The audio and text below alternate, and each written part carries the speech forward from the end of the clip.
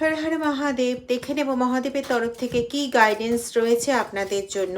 General, collective, short reading, timeless reading, যতটা match করবে ততটা নেবে, বাকিটা অন্যদের জন্য ছেড়ে দেবেন।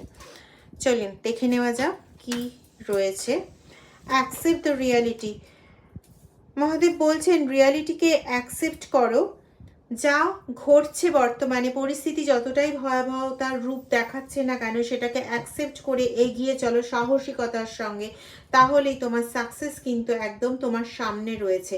যত আমরা ভয় পেয়ে ওই রাস্তাটা ক্রস করতে না চাইবো, তত কিন্তু আমার সামনে দাঁড়িয়ে থাকা সাকসেসকেও আমি ছুঁতে পারবো না। ঠিক আছে? তো তোমাকে একটু ধৈর্য ধরতে হবে এবং শান্ত থাকতে হবে।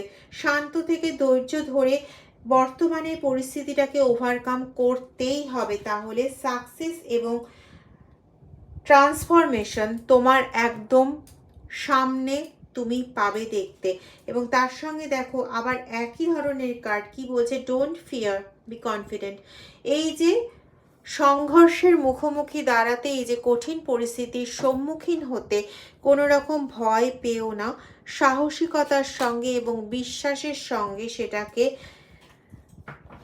অ্যাকসেপ্ট করো। এবং শেষ পর্যন্ত মহাদেব বলছেন যে তিনি তোমার সাথেই আছেন। তাই কোনো রকম ভয়, কোনো রকম দ্বিধা, কোনো রকম সংকীর্ণতা, কোনো প্রকার নেগেটিভ কোনো কিছু মনে না রেখে শুধু বিশ্বাসের ওপর ভর করে, মহাদেবের ওপর বিশ্বাস রেখে শুধু স্টেপটা ফেলে এগিয়ে যাও। সামনে আসা পরিস্থিতিটাকে ওয়েলকাম করো। সাকসেস তোমার দোরগোড়ায় দাঁড়িয়ে। ভালো থেকো।